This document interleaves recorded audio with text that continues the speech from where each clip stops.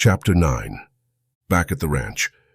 Sierra gazed at her aunt, who seemed to have retreated into a cocoon of shock after hearing the devastating news.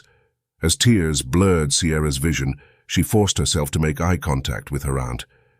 The journey back to the ranch had given Sierra some time to process the horror of the events, but Aunt Margaret had been thrust into the nightmare without any warning. Even with her Native American roots, Margaret's complexion had turned an ashen hue. Robert, leaping off Big Boy, swiftly approached the two, and together he and Sierra led their overwhelmed aunt to the safety of the house. They gently guided her to her bedroom just adjacent to the living room. Despite the gravity of the news, Margaret remained silent, her face pallid and expressionless. Sierra, anxious for her aunt's well-being, contemplated using the whiskey that had aided her earlier to cope. But recalling Margaret's diabetic condition and other health concerns, she hesitated. Sierra realized that drawing her aunt out of her shock state might not be the best remedy. After what felt like hours, Margaret finally spoke, her voice faint, almost a whisper. "How did it—" she faltered, struggling to frame her question. "Was it a stampede?" Sierra felt a lump in her throat, yearning to break down in response to her aunt's question. But she steeled herself, recognizing the need for strength. There would be no more tears, at least not for now. In another part of the house, Robert was full of restless energy. He paced the floor of the living room, grappling with the enormity of their circumstances. "Who can help us now?" he muttered to himself, half hoping for some divine intervention or sage guidance. He quickly dismissed the idea of involving local law enforcement, and as for federal agencies, trust in them seemed misplaced at this point. But then a thought struck him, one that brought a glimmer of hope. The Texas Rangers, a symbol of justice for many Texans. Robert knew that waiting would only make this strange and horrific problem worse. Using the internet on his phone, he began quickly searching for the number. Once he located it, he dialed immediately, without knowing just what he was going to say. What do you say when you are calling law enforcement due to killing several federal agents? Robert didn't know, but he knew it was a call that he'd never thought he would ever be making.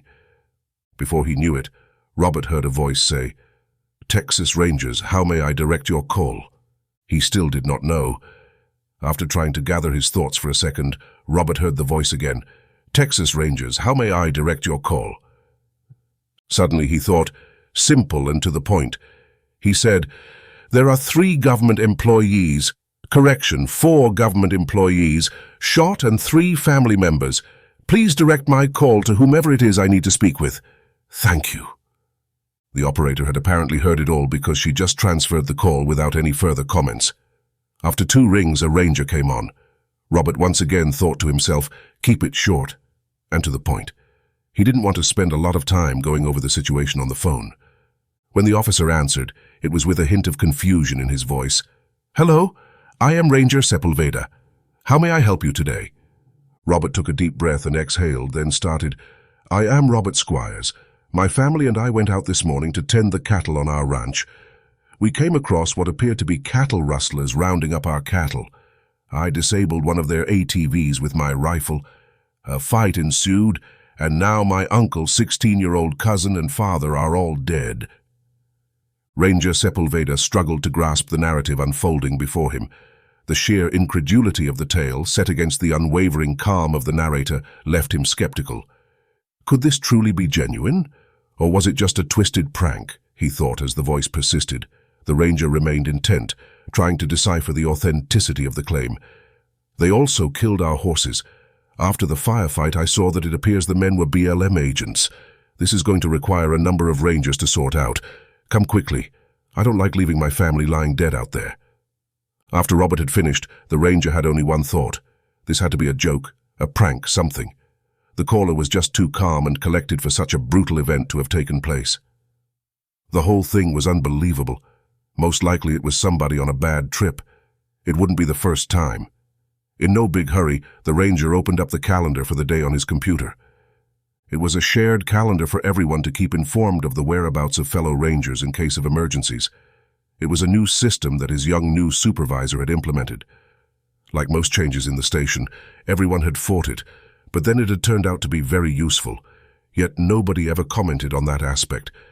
The ranger acknowledged the address and assured Robert that he was en route to his location. Stay calm. He couldn't help but find it a bit amusing that he had to told Robert to stay calm, as it was clear that this was not an out-of-control emergency call. The ranger continued driving, ready to assist when he arrived. On the shared calendar for the day, he simply put down cattle rustlers, and then right beside it, addicts. There were also 3 boxes, under which he posted the call he was responding to. They were marked low, medium, and high. They represented the threat level of the call. Ranger Sepulveda marked Robert's call as low. He pretty much figured he would run into a few addicts who were high or tripping playing video games, thinking the shit had really happened. It had happened before. Once Robert hung up the phone, he still didn't quite know how to explain exactly what had happened to the ranger. He himself didn't know exactly what had happened, how everything had spiraled so far out of control so fast. He went to check on Aunt Margaret, but Sierra had it all under control. Sierra seemed to have moved past the shock of the morning's events and had newfound calmness. Margaret, on the other hand, was still shaking slightly, but at least a little of her color had started to return. Sierra left her aunt's bed and walked past Robert, heading to the kitchen area adjacent to the living room. She needed something to help her relax. Lost in thought about how to share their story, Robert suddenly noticed something they had both overlooked. All this time, Sierra had been wearing her new camera on the bill of her hat. It was so small that they had completely forgotten about it. A lump formed in Robert's throat as he wondered, had it been recording? Before bringing his discovery to his sister's attention, Robert decided it was best to shield their aunt from the possible existence of any recorded video. He was certain that watching such footage would only further distress her, and she already looked drained as she lay on her bed. Approaching her bed slowly, he leaned down and gently kissed her on the forehead. "I have to do something, but I'm right outside your door if you need me," he said. Robert carefully closed the door to Aunt Margaret's room. Margaret herself stared into the emptiness of her thoughts. Robert made his way to the kitchen where Sierra was reaching for a bottle of whiskey. He stood by her, and in a voice just above a whisper, he began to ask, "Is your camera—" That simple fragment of a question was all it took. Sierra gasped and straightened up. In that moment, he knew that she had been recording everything. The entire encounter and the entire morning were now captured on her phone. Since the camera operated via Bluetooth, she had forgotten it was even there, likely due to the shock of the events. Robert quickly grabbed her arm and brought his finger to his lips, then pointed slowly in the direction of Aunt Margaret's room, wiggling his finger back and forth. Sierra, understanding the gesture, nodded. Robert spoke softly once more. "Check the video. Make sure you got it." Then it occurred to him that Sierra might not want to watch it either. Before a moment had passed, he followed up with another question. "Do you want me to check so you don't have to relive it again?" Sierra locked eyes with Robert, and it was a look he had never seen on her before, at least not outside of combat.